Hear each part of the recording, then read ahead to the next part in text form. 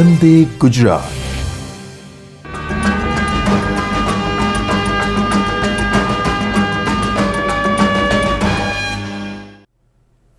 નમસ્કાર દર્શક મિત્રો, સ્વાગત અને અભિવાદન સ્વીકાર કરશો. હું છું આપનો host Vaidya Nirmal Alodariya, assistant professor, state model Ayurved college Kolavada. સમગ્ર આયુષ પ્રભાગની ટીમ વતી આપ સર્વેનું ખૂબ ખૂબ હાર્દિક સ્વાગત કરું છું આયુષ પ્રભાગ દ્વારા આયોજિત આયુષ સ્વાસ્થ્ય વ્યાખ્યાન શૃંખલાના 192માં એપિસોડમાં.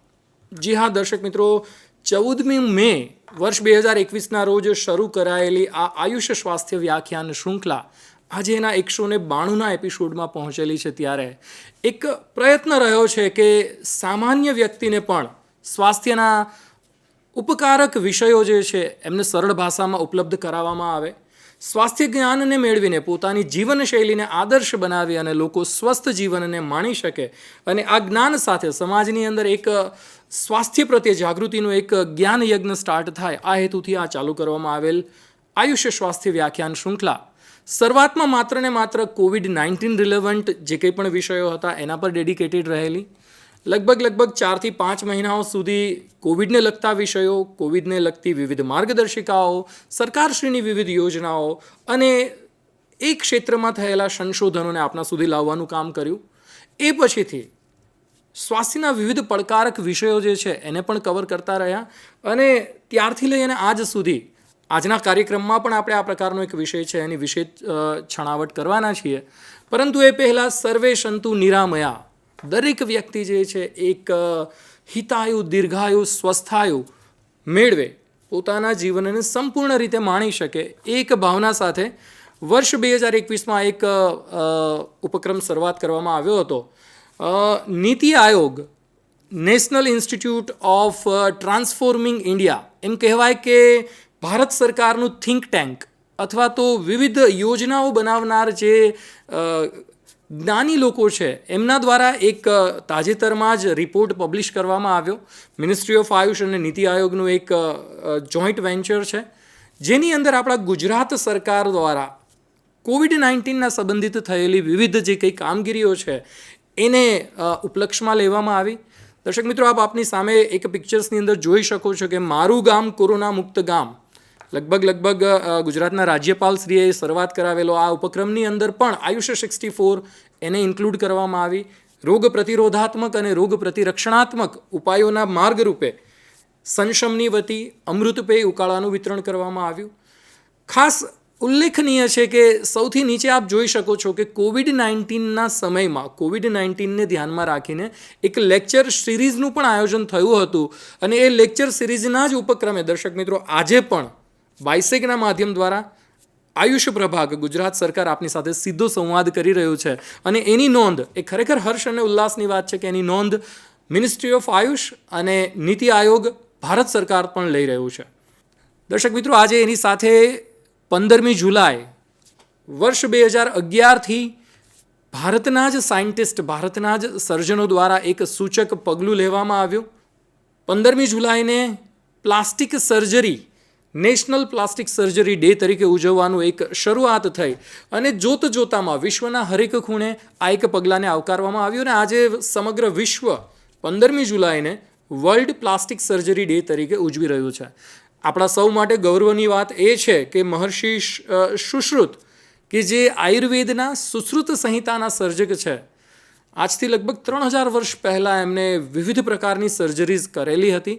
ન કેવલ સર્જરી પરંતુ વિશ્વની સૌપ્રથમ રાઇનોપ્લાસ્ટી, નાસા સંધાન કર્મ, કર્ણ સંધાન કર્મ, લોબ્યુલોપ્લાસ્ટી એટલે કે કાનની બૂટને સાંધવાની સર્જરી અને આ તો દર્શક મિત્રો કશું જ નહીં પરંતુ એનાથી આગળ હર્નિયાની સર્જરી, ઇન્ટેસ્ટિનલ ઓબ્સ્ટ્રક્શનની સર્જરી 3000 વર્ષ પહેલાં આપણા આચાર્યો કરતા હતા અને એનું સચોટ વર્ણન આપણા શાસ્ત્રોમાં મળે છે. તો આજના દિવસે ચોક્કસથી આપણે આપણા મહર્ષિ સુશ્રુતને પણ યાદ કરવા ઘટે અને આપ સર્વેને નેશનલ અને વર્લ્ડ પ્લાસ્ટિક સર્જરી ડે એમની પણ ખૂબ ખૂબ શુભકામનાઓ. દર્શક મિત્રો, વાત કરીએ આગળ. આજનો મુખ્ય વિષય જે છે એ વિષય છે વર્ષા ઋતુ. આપણે જાણીએ છીએ કે વર્ષા ઋતુનું આગમન થઈ ગયું છે. ઘણા એરિયાઝની અંદર ખૂબ વધારે વરસાદ પડી રહ્યો છે, અતિવૃષ્ટિ પણ થઈ રહી છે અને હર હંમેશ એવું જોવાય છે કે આ પર્ટિક્યુલર સિઝનની અંદર લોકોનું સ્વાસ્થ્ય છે એ ઘણું નબળું પડતું હોય છે. તો આજના કાર્યક્રમમાં સમજવાનો પ્રયત્ન કરીશું કે એવું શા માટે બને છે, શા માટે વધારે સંક્રામક રોગો આ સિઝનની અંદર લોકોને આક્રાંકિત કરતા હોય છે. આની ચર્ચા કરવા માટે આજે આપણી સાથે ઉપસ્થિત છે વૈદ્ય અનિતા રત્નાવત મેડમ. મેડમ, આપનું ખૂબ ખૂબ સ્વાગત છે. નમસ્કાર મેડમ, હાલમાં શ્રી સ્વામિનારાયણ આયુર્વેદ કોલેજ કલોલ ખાતે એસોસિએટ પ્રોફેસર તરીકે પોતાની સેવાઓ આપી રહ્યા છે અને જીવનશૈલી અને ઋતુચક્રને કઈ રીતે એકબીજા સાથે સાંકળી અને વૈજ્ઞાનિક રીતે સમજી શકાય એના વિષય પર ગહન अध्ययन धरावे છે.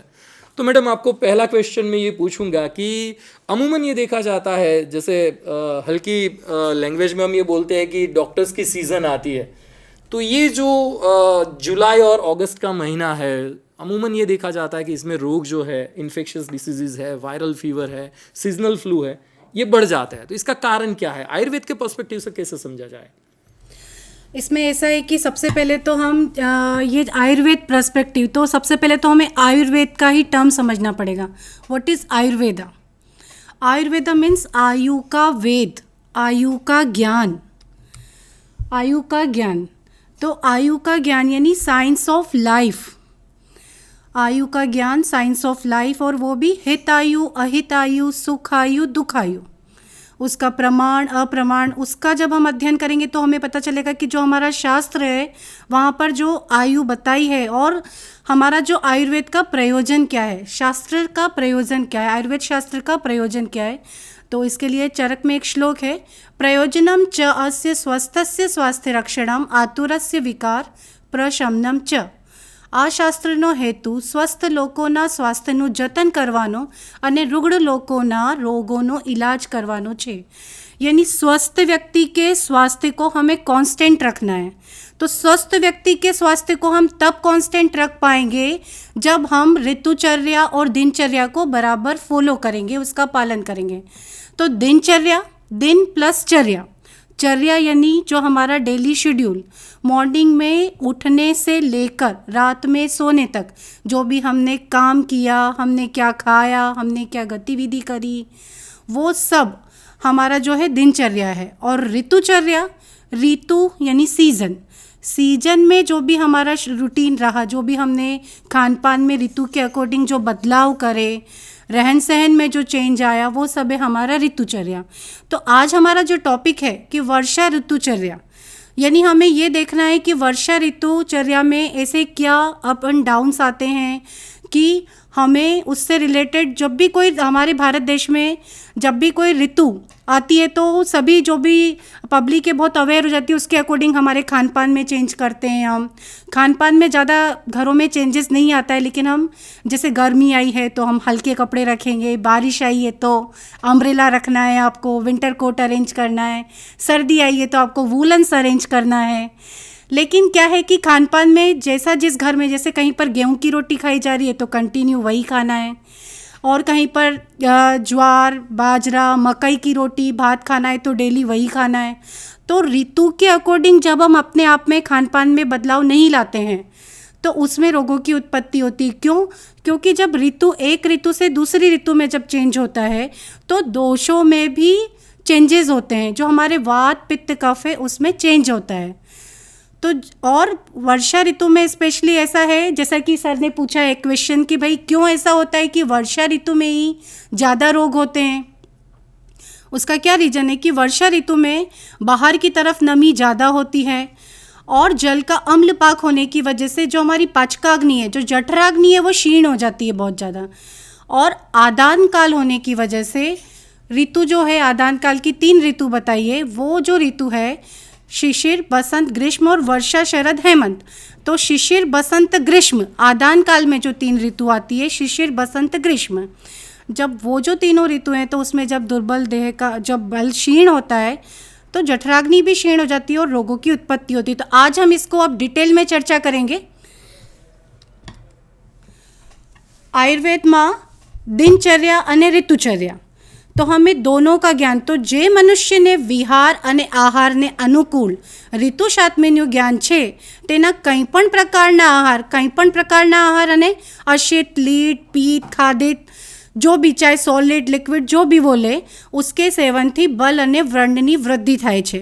यानी जो पर्सन ऋतु और दिनचर्या के अकॉर्डिंग आयुर्वेद की पद्धति को अपनाएगा तो उसका बल और वर्ण अच्छा रहेगा और उसकी रोग प्रतिकारक क्षमता इम्यूनिटी पावर स्ट्रॉन्ग रहेगी. तो यदि उसको रोग होता भी है तो वो जल्दी ठीक हो जाएगा. तो यहाँ पर हम दिनचर्या और ऋतुचर्या जो आयुर्वेद के अकॉर्डिंग है उससे हम कैसे क्योर होंगे उसको हम वन बाय वन डिस्कस करेंगे कि क्या प्रॉब्लम्स आती है और उसको हमें कैसे सॉल्व करना है. सबसे पहले हम देखेंगे कि जो आयुर्वेद में 6 ऋतुएं हैं. अकॉर्डिंग आयुर्वेदा 6 सीजन्स हैं, 6 ऋतु है, 6 मौसम है. और वैसे देखा जाए तो 3 ऋतु होती है, सर्दी, गर्मी और बरसात. लेकिन क्योंकि आयुर्वेद में हम जो हमारा इंग्लिश जो कैलेंडर है अंग्रेजी कैलेंडर के हिसाब से जनवरी टू दिसंबर देखें तो 2 मंथ का एक ऋतु होता है. और सूर्य की गति के आधार पे 2 काल में इसको डिवाइड किया है, आदान काल और विसर्ग काल. तो जो आदान काल है यानी उत्तरायण, તો उसमें जब વર્ષનું વિભાજન સૂર્યની ગતિના આધારે કરવામાં આવે તો શિશિર, બસંત અને ગ્રીષ્મ એ 3 ऋतु. और जब दक्षिणायन जो आपका विसर्ग काल है उसमें वर्षा, शरद और हेमंत ये 3 ऋतु आती है जब सूर्य दक्षिण दिशा में गमन करता है. अब हमारा पहला क्वेश्चन, बरसात की ऋतु में जो हमारा फर्स्ट क्वेश्चन कि भाई कौन से दोषों का प्रकोप होता है. तो वरसादनी ऋतुમાં કયા દોષોનો પ્રકોપ અને સંચય થવાની સંભાવના રહે છે? વાત દોષનો પ્રકોપ અને પિત્ત દોષનું સંચય થાય છે. દરેક ઋતુમાં જુદા જુદા દોષોનું પ્રકોપ અને સંચય થાય છે. जैसे जो आपका ग्रीष्म ऋतु है तो उसमें जैसे वर्षा ऋतु है तो वात का प्रकोप होगा, शरद ऋतु है तो पित्त का प्रकोप होगा और बसंत ऋतु है तो कफ का प्रकोप होगा. तो उसके अकॉर्डिंग हमें खान पान में चेंजेस लाना है ताकि हमारा जो दोषों का प्रकोप है वो ना हो और उसके अकॉर्डिंग हमें आहार विहार लेना है. શા માટે મોટા ભાગના રોગો વરસાદની ઋતુમાં થાય છે? આદાનકાલ और વિસર્ગકાલ. તો આદાનકાલના અંતકાલમાં ગ્રીષ્મ ઋતુની પૂર્વ અસરને કારણે મનુષ્યોના શરીર અત્યંત દુર્બળ રહે છે. દુર્બલ શરીરમાં એક તો જઠરાગ્નિ દુર્બલ રહે છે અને વર્ષા ઋતુ આવતા વાતાદી દોષો પણ દુષ્ટ થાય છે और जठराग्नि और अत्यधिक दुर्बल करे छे. जैसा कि श्लोक में हमारे बताया है चरक में, आदान दुर्बले देहे पक्ता भवति दुर्बल सवर्षा स्व अनिलादीनाम दूषणेर वाद्यते पुनः. यानी आदान काल में मनुष्य की जो अग्नि जो उसका बल है वो दुर्बल हो जाता है और वात का प्रकोप होता है. भूवाष्पान मेघ निस्यंदात पाकाद अम्लाद जलस्य च. और जब बारिश जो अब धरती पर गिरती है तो उसकी पृथ्वी की जो गर्मी है वो शांत होती है तो जल का अम्लपाक होता है. उसकी वजह से मनुष्य का बल और क्षीण हो जाता है और वात का प्रकोप होता है. इसकी वजह से ज़्यादा रोगों की उत्पत्ति होती है. આગળનો ક્વેશ્ચન, વરસાદની ઋતુમાં આયુર્વેદ अनुसार કયા રસ આધારિત ખોરાક લેવો જોઈએ? तो जैसे कि मैंने आपको बताया कि वर्षा ऋतु में वात दोष का प्रकोप होता है और जठराग्नि बहुत क्षीण हो जाती है और पित्त दोष का संचय होता है. तो वर्षा ऋतु में हमें जो भी आहार लेना है वो वात शमन वाले आहार लेना है. तो जो रस वात दोष का शमन करते हैं यानी हमें अम्ल, लवण और स्निग्ध रस वाले द्रव्यों का सेवन करना चाहिए. स्निग्ध द्रव्य वाले द्रव्यों का सेवन करना चाहिए जैसे हम रोटी पर घी लगाकर यूज़ कर सकते हैं, भाखरी पर घी लगाकर यूज़ कर सकते हैं. लेकिन हाँ, हमें डीप फ्राई नहीं खाना है. और इसके अलावा गाय का घी और बाकी बहुत सारी जो सीजनल वेजिटेबल्स है जो अभी वर्षा ऋतु में बहुत सारी वेजिटेबल्स आ रही है जैसे लौकी, परवल, कटोल और फली, ये सब हम हमारी डाइट में शामिल कर सकते हैं. उसका वेजिटेबल सूप बनाकर ले सकते हैं. और एक और इम्पोर्टेंट बात मैं यहाँ पे बताना चाहूँगी कि जब क्योंकि वर्षा ऋतु में जठराग्नि बहुत ज़्यादा क्षीण हो जाती है तो जब भी इस तरह का खान पान हम करते हैं तो उसमें हम थोड़ा सा पंचकोल जो हमारे आयुर्वेद में बताया गया है पंचकोल चूर्ण, वो हम पीपली मूल, चौव्य, चित्रक और सुंठी से मिलके बना है, वो हम हमारे सूप में और भोजन में मिला के ले सकते हैं. तो वो हमारे डाइजेशन को इम्प्रूव करेगा, जठराग्नि को बढ़ाएगा. इसके अलावा एक बात यहाँ पे है कि दरेक भोजन पहला आदूनो नानो टुकड़ो सेंधव नमक साथे लेवो જોઈએ, क्योंकि हमारे आयुर्वेद शास्त्र में बताया गया है, इसको स्पेशली श्लोका में बताया है यहाँ पर कि जो भी भोजन हम करते हैं, भोजनाग्रे सदा पथ्यम लवणाद्रक भक्षणम अग्नि संदीपनम रुच्यम जीवा कंठ विशोधनम। तो भोजन के पहले लवण और अदरक वो हमें, यदि हम उसका सेवन करते हैं, लवण यहाँ पे सेंधव नमक की बात है। लवण में जो हमारे आयुर्वेद में बताया है कि लवण में श्रेष्ठ है सेंधव नमक और घृत में श्रेष्ठ है गाय का घृत। तो लवण और अदरक का जो हम सेवन करते हैं तो उससे हमारा अग्नि अच्छा रहता है, जठराग्नि हमारा दीप्त होता है। तो जितने भी पाचक अग्नि से रिलेटेड जितने भी रोग हैं वो सब होने से हम बच सकते हैं। વરસાદની મોસમમાં કયું અનાજ ખાવું જોઈએ? तो जौ, चोखा અને गेहूँ ये सब हम ले सकते हैं, लेकिन एक इम्पॉर्टेंट बात यहाँ पे ये है कि जो भी अनाज हमें लेना है वो हमें पुराना लेना है। एटलीस्ट 1 ईयर ओल्ड हम जो जौ, चोखा, गेहूँ ये हमें हमारे भोजन में शामिल करना है। और जैसे यदि हम राइस लेते हैं, चावल, तो हमें यदि नया चावल है तो हमें थोड़ा सा उसको रोस्टेड करके उसके बाद हमें उसको भोजन में लेना है। દહીં અને કોઈપણ ખાદ્ય પદાર્થોને લેવાનું ટાળો જે પચવામાં ભારે હોય।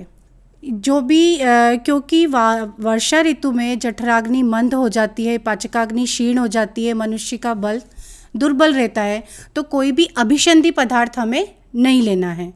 क्योंकि जो भी अभिसंधि पदार्थ है या जो पचने में भारी पदार्थ है उसको लेने से हमारी पाचकाग्नि और क्षीण हो जाएगी, वो मेटाबॉलिज्म में बराबर से डाइजेस्ट नहीं हो पाएगा। और लेकिन यहाँ पर क्योंकि जो वर्षा ऋतु है, एक बात है यहाँ पर कि जो वर्षा ऋतु है वो श्रावण और भाद्रपद 2 माह से मिलके बनी है। तो जब श्रावण मास चलता है तो बारिश थोड़ा ज़्यादा अच्छे से होती है, और जो भाद्रपद महीना है वहाँ थोड़ा गर्मी स्टार्ट हो जाती है और बारिश कम होती है। तो श्रावण और भाद्रपद दोनों महीने को लेकर बारिश को माना है। तो उसमें ऐसा है कि भाद्रपद महीने में दही को हमें नहीं लेना है, लेकिन श्रावण मास में हम दही दिन में ले सकते हैं। और स्पेशली अभी वैसे हम देखा जाए तो क्या है कि लोग जनरली दही को वर्षा ऋतु में नहीं लेते हैं, लोग दही को लेते हैं ग्रीष्म ऋतु में। दिल्ली में सभी लोग दही को ग्रीष्म ऋतु में, गर्मी में लेते हैं, लेकिन वो नहीं लेना चाहिए हमें दही ग्रीष्म ऋतु में। क्यों नहीं लेना चाहिए? क्योंकि ग्रीष्म ऋतु में वो उष्ण है और पित्त प्रकोप ज़्यादा है, और जो दही है वो भी उष्ण है, दही भी उष्ण है और ग्रीष्म ऋतु है। तो हमें ग्रीष्म ऋतु में दही का सेवन बिल्कुल भी नहीं करना चाहिए।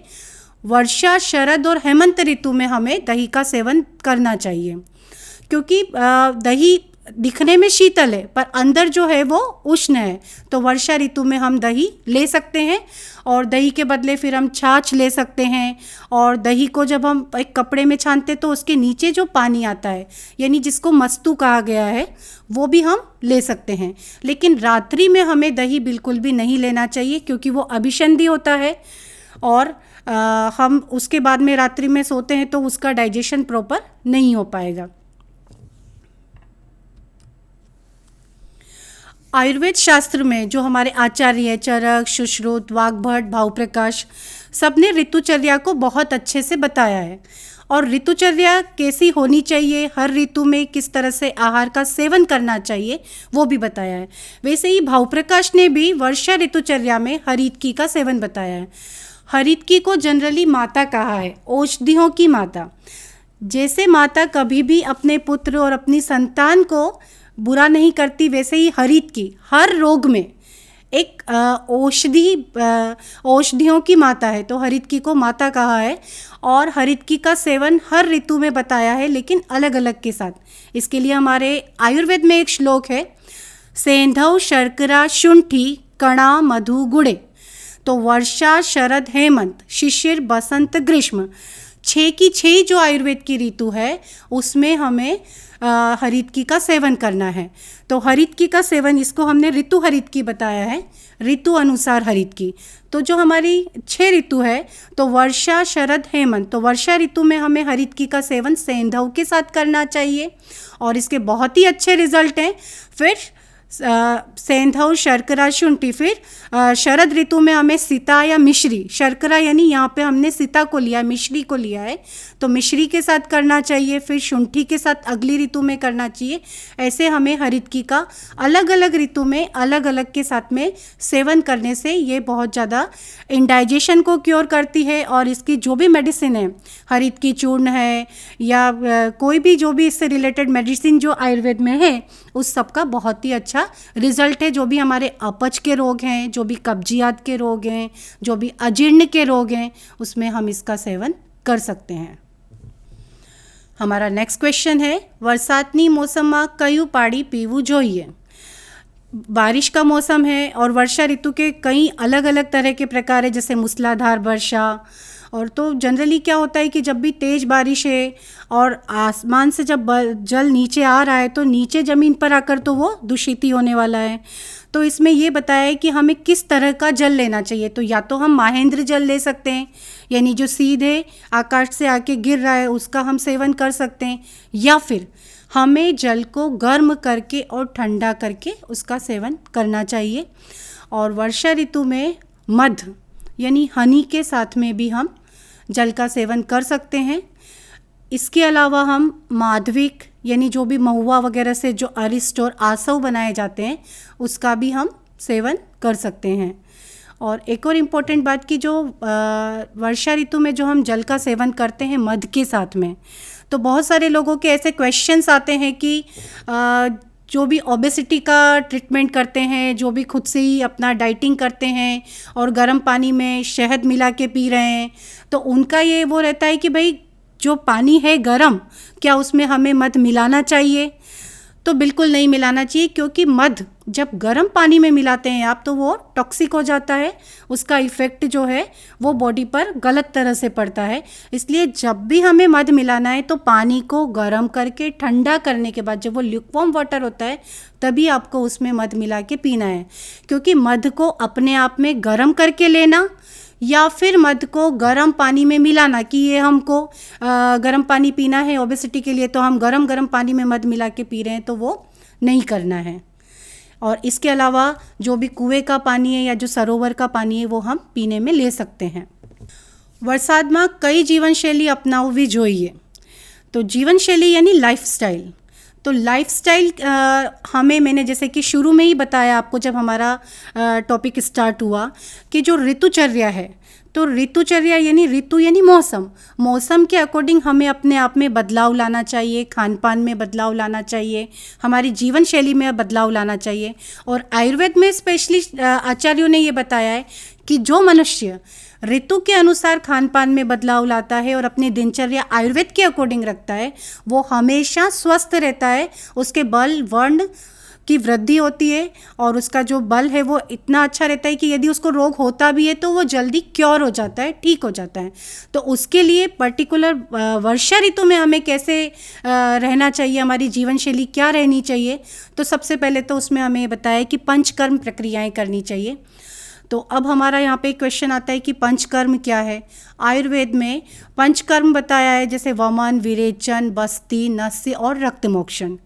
अब इसमें भी अलग अलग ऋतु में अलग अलग दोष का प्रकोप होता है। जैसे वर्षा ऋतु में वात दोष का प्रकोप होता है तो हमें बस्ती करनी है, क्योंकि बस्ती वात दोष के लिए सबसे प्रमुख चिकित्सा है। लेकिन यदि शरद ऋतु है और पित्त दोष का प्रकोप होता है तो हमें विरेचन कराना है, रक्तमोक्षण कराना है। बसंत ऋतु है, कफ दोष का प्रकोप होता है तो हमें वमन कराना है।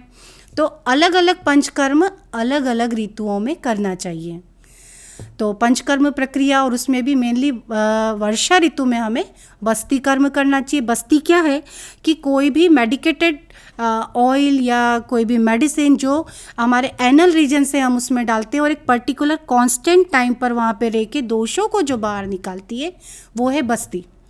और उसमें भी स्नेह के साथ दे रहे तो स्नेह बस्ती है, अनुवासन बस्ती है, सब अलग अलग उसके प्रकार हैं। जैसे ये कटी बस्ती है। इसके अलावा हम जीवन शैली में और क्या क्या ले सकते हैं वर्षा ऋतु के लिए।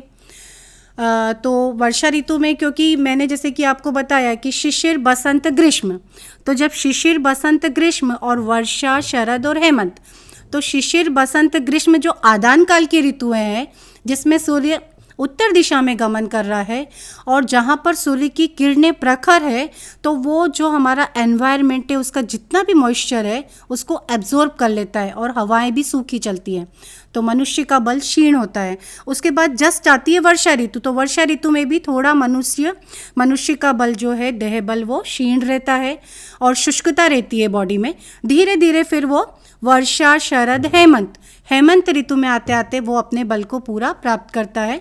तो जो शुष्कता रहती है उसको हटाने के लिए हमें उद्वर्तन, उपटन उसका यूज़ करना चाहिए और नियमित रूप से स्नान करना चाहिए।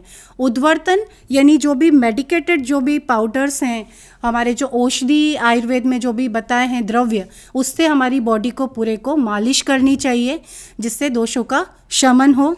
और इसके अलावा हमें जो भी ऑयल हैं उससे मसाज करनी चाहिए, अभ्यंग करना चाहिए। उसके लिए भी आयुर्वेद में बहुत सारे ऑयल बताए हैं, लेकिन तेलों में सर्वश्रेष्ठ है तिल तेल। जैसे घी में सर्वश्रेष्ठ है गाय का घी, वैसे ही तेल में सर्वश्रेष्ठ है तिल तेल।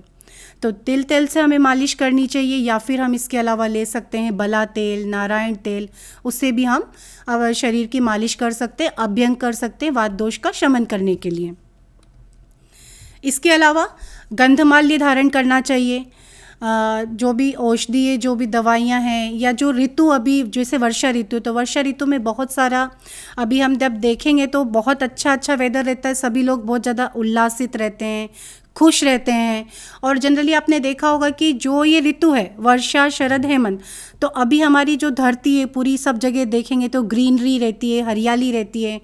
और अभी ही हमारे सारे त्यौहार आते हैं, जैनियों में पर्युषण आएगा और हम लोगों का चतुर्मास आएगा, तो वो सब जो है एक उल्लास और एक उत्साह रहता है। तो ऐसे में जो हम सुवासित, हम अपने जो भी पुष्प हैं वो हम धारण कर सकते हैं और जो भी गंध द्रव्य, जो भी औषधीय द्रव्य, उसको हम यूज़ कर सकते हैं।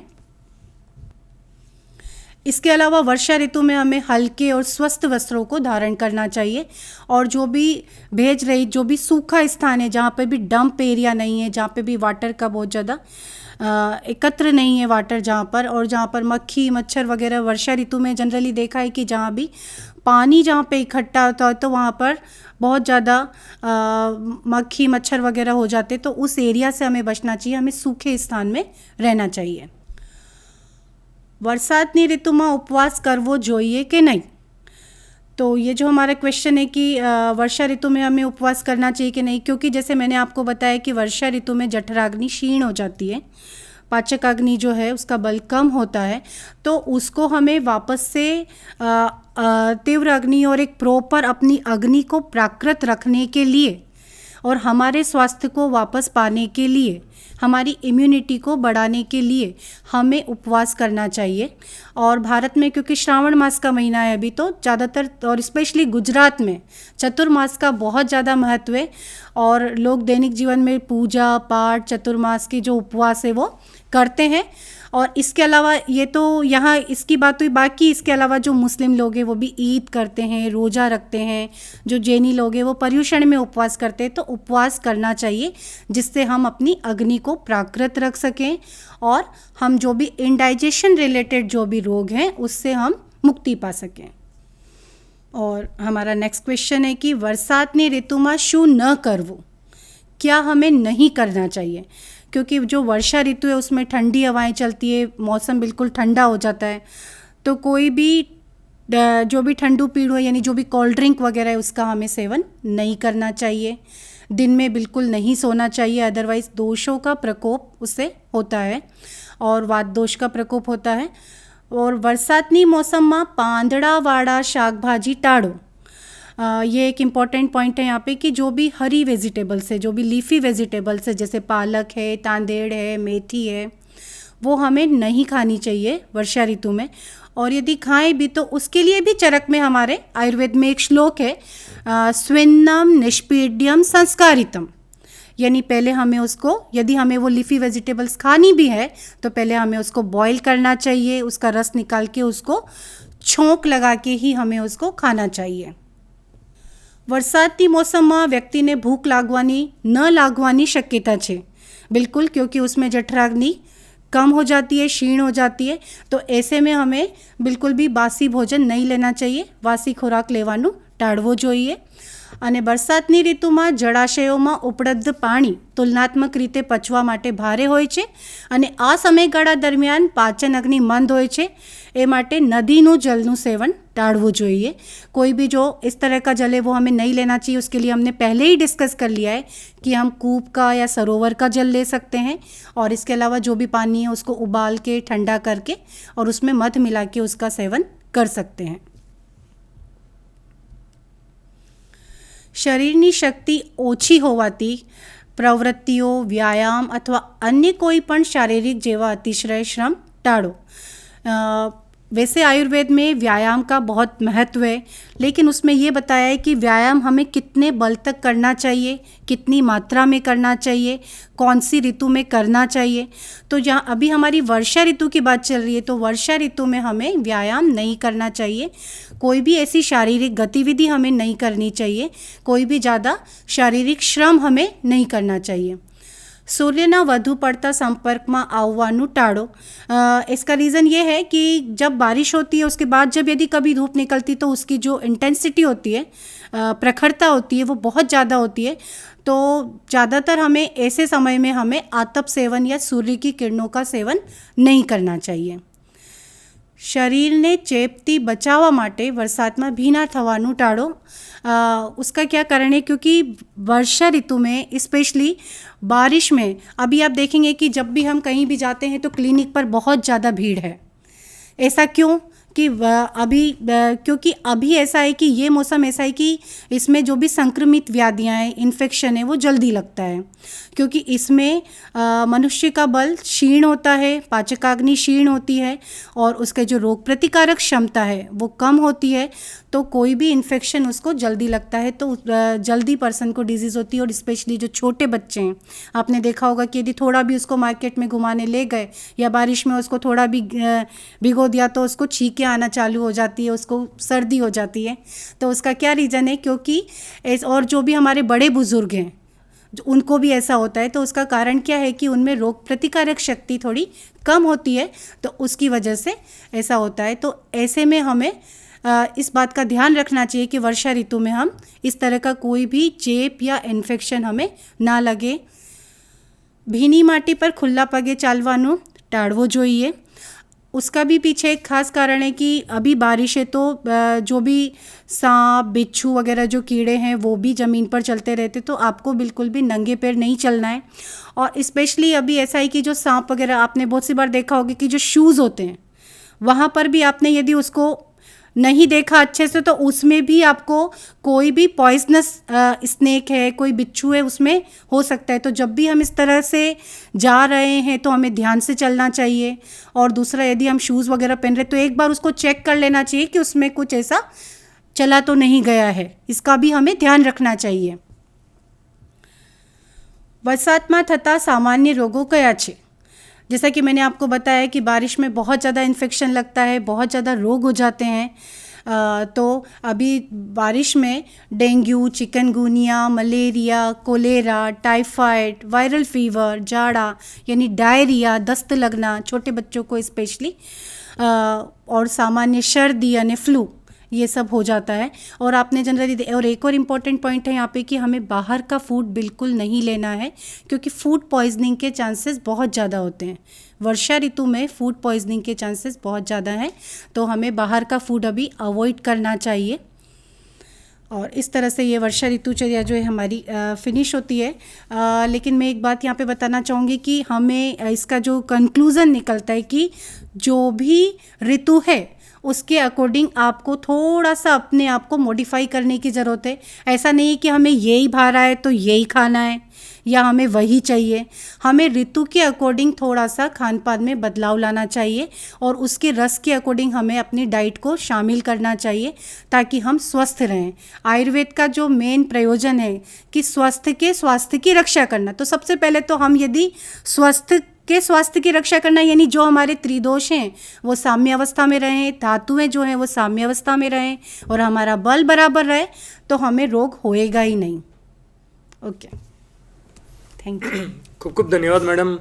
દર્શક મિત્રો, તો કુલ મિલાવીને આયુર્વેદ એવું માને છે કે જે ઋતુચક્ર છે એ જ્યારે એક ઋતુ બીજી ઋતુમાં પરિણમી રહી હોય, એક ઋતુ ચેન્જ થઈ રહી હોય, એ વખતે એક પ્રકારની એવી સિચ્યુએશન થાય છે કે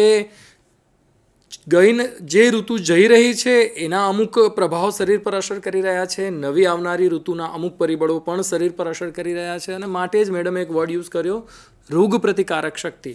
આ જે ઋતુચર્યા અથવા તો આપણે ઋતુસંધિ કહીએ, એ ઋતુસંધિના સમયમાં આપણે એમ કહીએ કે એક ટ્રેન જ્યારે બીજા પાટા પર ચડે ત્યારે ડેફિનેટલી એની અંદર થોડા વાઇબ્રેશન્સ અથવા તો ખળભળાટ થવાનો. તો આપણું શરીર પણ જ્યારે ઋતુચક્રમાંથી એક ઋતુમાંથી બીજી ઋતુમાં જતું હોય ત્યારે એને એક એડપ્ટ કરવા માટે, એ જે કેરેક્ટરિસ્ટિક્સ છે એને એડપ્ટ કરવા માટે શરીરને થોડો સમય જોઈએ, અને એ વખતે જો આપણે યોગ્ય પ્રમાણે આહાર વિહાર અને આપણી ઋતુચર્યાનું પાલન ન કરીએ તો મેડમે કહ્યું એ પ્રમાણેના સંક્રામક રોગો જે છે ચોક્કસથી થઈ શકે. અને માટે જ દર્શક મિત્રો, આયુર્વેદે કાલ ફેક્ટર, સમય સસૂક્ષ્મમપી ન કલામ ન લિયતિ ઇતિ કાલઃ, કાલનો મેડિકેટેડ યુઝ કરેલો છે, ઔષધ તરીકે એનો ઉપયોગ કરેલો છે, અને ઘણા બધા રોગોની ટ્રીટમેન્ટ પ્રોટોકોલ્સની અંદર પણ ચાહે ઉપવાસના સ્વરૂપે, લંઘનના સ્વરૂપે એનો ઉપયોગ કરાયેલો છે.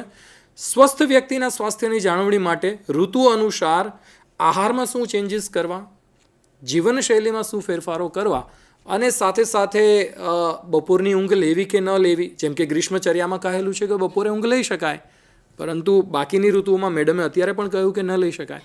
તો આ પ્રકારની જે વિધિ છે એ સ્વસ્થ વ્યક્તિને સ્વસ્થ રહેવા માટે છે, અને મને લાગે છે કે આયુર્વેદ જે છે અન્ય ચિકિત્સા પ્રણાલીઓ કરતાં આ એક બાબતે ચોક્કસથી અલગ પડે છે કે પ્રોહિબિટેટિવ અથવા તો આપણે એમ કહીએ કે પ્રિવેન્શન માટેના જે મેઝર્સ છે ખૂબ વધારે પ્રમાણમાં બતાવેલા છે. मैडम, आपने एक बात कही यहाँ पर दही के संदर्भ में. दही गुजरात में भी बहुत कॉमनली खाया जाता है और बहुत सारे लोग बहुत ज़्यादा मात्रा में भी लेते हैं, और आयुर्वेद ने उसको महाअभिसंधि कहा है.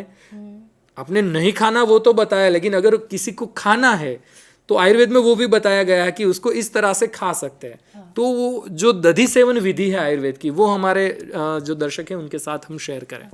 उसमें एक्चुअली क्या बताया है कि यदि फिर भी हमें दही खाना है तो हमें कभी भी अकेले दही का सेवन नहीं करना है. उसमें या तो उसको घी के साथ ले सकते हैं या उसको शर्करा के साथ में ले सकते हैं. और दूसरी चीज़ ये है कि मैंने ऋतु के अनुसार बताया, तो मैंने एक बात और इसमें बोली है कि यदि हमें दही को खाना है तो बहुत ज़्यादा गाढ़ा, यदि अभिसंधि दही हम खाते हैं, उसके बजाय उसको हम थोड़ा सा अलग तरह से उसको छाछ बनाकर या उसको थोड़ा सा लिक्विड करके हम उसको खा सकते हैं. તો દર્શક મિત્રો, દહીં જે છે એ ખાવું હોય તો આ પ્રકારના કોઈને કોઈ આમળાનો રસ છે, મગનું પાણી છે, મેડમે કહ્યું એ પ્રમાણે ઘી છે, આની સાથે આપણે યુઝ કરી શકીએ. શક્ય હોય ત્યાં સુધી ગરમ કરીને ગરમ વસ્તુઓ સાથે આપણે એને ઉપયોગમાં ન લેવું જોઈએ.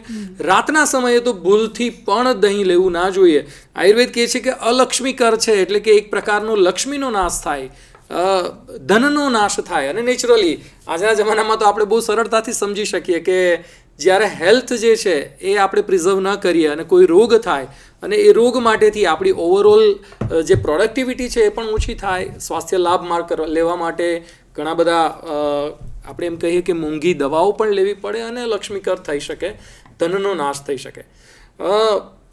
બીજી વાત દર્શક મિત્રો આપની સાથે શેર કરવાની કે સુશ્રુત એ ફાધર ઓફ સર્જરી તો છે જ, સુશ્રુત એ ફાધર ઓફ પ્લાસ્ટિક સર્જરી પણ છે. પરંતુ આજથી લગભગ 3000 વર્ષ પહેલાં એમ કહીએ કે એ વખતે પણ આપણા ઋષિમુનિઓને, આપણા જીનિયસ સાયન્ટિસ્ટ જે હતા એ લોકોને અંદાજ હતો કે આ વોટરબોર્ન ડિસીઝ એ શું છે, આ ફૂડબોર્ન ડિસીઝ શું છે, અને આ વોટરબોર્ન ડિસીઝ એક વ્યક્તિમાંથી બીજા વ્યક્તિમાં ટ્રાન્સમિટ કઈ રીતે થાય છે. આનું સચોટ વર્ણન આચાર્ય સુશ્રુતે લખેલું છે. ઔપસર્ગિક વ્યાધિ આ પ્રકારનું એક ચેપ્ટર છે, અને એમાં લખ્યું છે કે સાથે બેસીને જમવાથી, એકબીજાએ યુઝ કરેલા કપડાઓ પહેરવાથી, એકબીજાએ યુઝ કરેલી વસ્તુઓને શેર કરવાથી, એકબીજાની સાથે ફિઝિકલ ટચ કરવાથી આ બધા રોગો જે છે એ ફેલાતા હોય છે. અને મેડમે જે લિસ્ટ આપ્યું, जैसा कि मैडम आपने टाइफाइड बोला, कोलेरा है, सीजनल फ्लू, हाँ, तो ये सब जो है वो वाटरबोर्न डिसीज़ है. दूसरा जो चिकनगुनिया वगैरह है जिसको हम आयुर्वेद में आम के साथ कोरिलेट कर सकते हैं, वो सब अग्नि के रिलेवेंट है. मैडम ने बहुत अच्छी बात की कि वर्षा ऋतु जो है उसमें अग्नि, हमारी जो डाइजेस्टिव पावर है वो भी थोड़ी कम हो जाती है। तो कुल मिला के દર્શક મિત્રો એવું છે કે જ્યારે પ્લેન પણ વાદળાઓમાંથી એક ચોખ્ખા હવામાનની અંદર જતું હોય ને ત્યારે હવામાં હોવા છતાં પણ એક ટર્બ્યુલન્સ આવતા હોય, અને આ ટર્બ્યુલન્સ એટલે બીજું કશું જ નહીં, આપણે એને સરખાવી શકીએ ઋતુ સંધિ સાથે, કે એક ઋતુ જાય છે અને બીજી ઋતુ આવે છે, અને આનો લાભ જે છે એ આ ઓપોર્ચ્યુનિસ્ટિક ઇન્ફેક્ટિવ ઓર્ગેનિઝમ્સ, જેને આપણે વાયરસ કહી શકીએ, ફંગસ કહી શકીએ, બેક્ટેરિયા કહીએ, એવા કોઈ પણ પ્રકારના ઓર્ગેનિઝમ્સ કે માણસને કોઈને કોઈ રોગથી આક્રાંતિત કરી શકે, એ એમના માટે એક તક બને છે, અને એ તકનો લાભ ઉઠાવી અને એ આપને આવા બધા જે રોગો છે, સિઝનલ ફ્લૂ, શરદી, ઉધરસ, તાવ, વાયરલ ફીવર્સ, આ રોગોની અંદર આપને આક્રાંતિત કરે છે। દર્શક મિત્રો, તો વર્ષા ઋતુના સંબંધમાં ખાવામાં, પીવામાં અને આપણી રહેણ સહેણની અંદર શું ચેન્જીસ કરવા જોઈએ તો આપણે ચોક્કસથી સમજ્યા છીએ, આશા રાખીએ છીએ કે આ પ્રમાણેનું વર્તન કરી અને વર્ષા ઋતુ અને વર્ષા ઋતુ પછી પણ શરદ ઋતુ આવી રહી છે, જેને તો રોગોની માતા કહેવાયેલી છે, રોગાણામ શારદી માતા, તો એ ઋતુઓની અંદર આપણે આપણા સ્વાસ્થ્યનું પરિપાલન ચોક્કસથી કરીશું। લાસ્ટલી દર્શક મિત્રો, આયુષ્ય સ્વાસ્થ્ય વ્યાખ્યાન શૃંખલા લગભગ છેલ્લા 1.25 વર્ષથી આશા વર્કર બહેનોને અને આંગણવાડી વર્કર બહેનોના માધ્યમથી સમાજના છેલ્લા તબક્કા સુધી રહેલા વ્યક્તિ સુધી પહોંચવાનો પ્રયત્ન કરી રહી છે। આ આયુષ્ય સ્વાસ્થ્ય વ્યાખ્યાન શૃંખલાની જે સફળતા છે એના નિમિત્ત કારણોમાં ઘણા બધા લોકોનો સહિયારો પ્રયાસ છે। સૌપ્રથમ તો બાયસેગની ટીમ જે હંમેશા ટેકનિકલ સપોર્ટ્સ માટે રેડી હોય છે, તો એમનો પણ અમે આ તકે આભાર માનીએ છીએ। આશા વર્કર બહેનો, જીએનએમ એમના કાર્યકરો, આંગણવાડી વર્કર બહેનો કે જે આયુષના જે વિવિધ સિદ્ધાંતો છે ધરાતલ પર લઈ જાય છે, પબ્લિક સાથે ડિસ્કસ કરે છે, તો આપનો પણ આ તકે ખૂબ ખૂબ આભાર। ખાસ કરી અને આયુષ મંત્રાલય, ગુજરાત સરકાર કે જે હંમેશા અમને માર્ગદર્શન અને પ્રેરણા આપે છે, નિયામકશ્રીની કચેરી, નિયામકશ્રી, નાયબ નિયામકશ્રી, એમનો પણ ખૂબ ખૂબ આભાર। એમનું એક ઇન્સ્પિરેશન હોય છે કે આ કાર્યક્રમ વિવિધ વિષયોને લઈને વિવિધ તજજ્ઞો સાથે આપ સુધી પહોંચાડવાનો પ્રયત્ન કરતા રહીએ, તો એમનો પણ ખૂબ ખૂબ આભાર। વધુમાં એક નવા વિષય સાથે, નવા પ્રકલ્પો સાથે અને આયુષ મંત્રાલયની નવી યોજનાઓ સાથે આપના સુધી પહોંચવાનો પ્રયત્ન કરીશું। ત્યાં સુધી રજા આપશો। નમસ્કાર, જય જય ગરવી ગુજરાત।